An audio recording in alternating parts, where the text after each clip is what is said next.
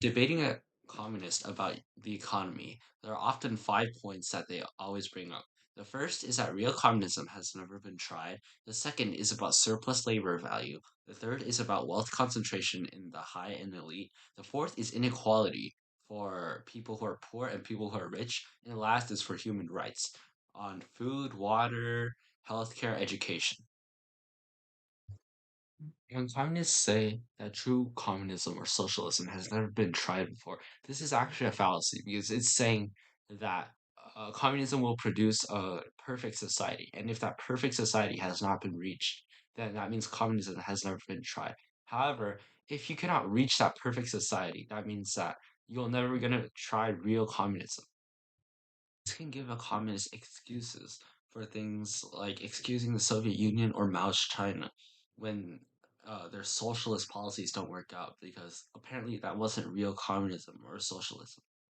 An argument a communist might put out is that the capitalist owners are taking the workers' surplus labor value, which is the value of the work they produce. However, this doesn't add up because even if you do say like $1 million worth of work, but you make something only worth $50, that's only going to be worth $50.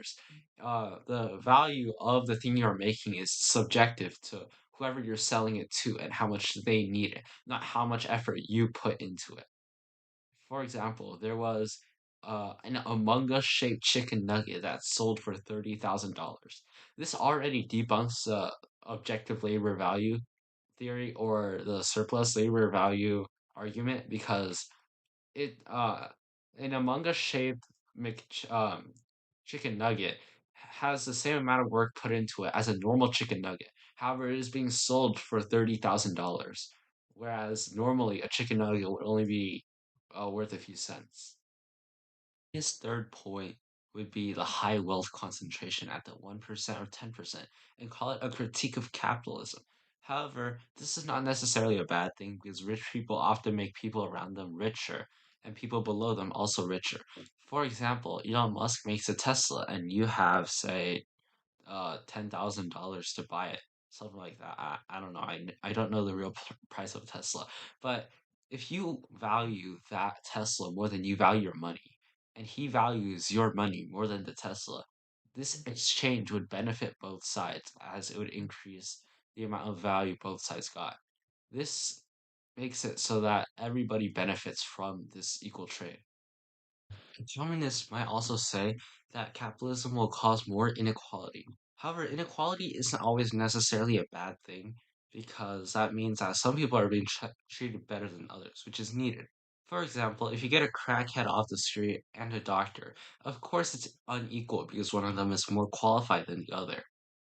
This is also true for many academic things.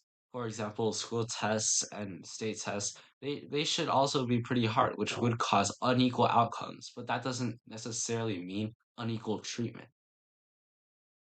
Unequal treatment could also lead to people who actually work hard getting awarded. This leads to not having a participation trophy phenomenon, which is that everybody gets rewarded no matter what. This could cause people to be de-incentivized to work hard, since if you're gonna get the same thing either way, you should just stop working altogether. A communist's last point might be the need of certain basic rights that are denied during capitalism, which is often food, water, electricity, education, healthcare. However, these things are services, not rights. This is what's known as a positive freedom. A positive freedom is something given to someone so they can do other things. What we should actually strive for is negative freedom, which is to stop restrictions on things. For example, the government doesn't have a restriction on your leg. That means you have the freedom to walk. This is the type of freedom we should strive for instead of giving people free things, which would often lead to an unsustainable economy. Thank you for listening to me refute these most common pro-communist takes.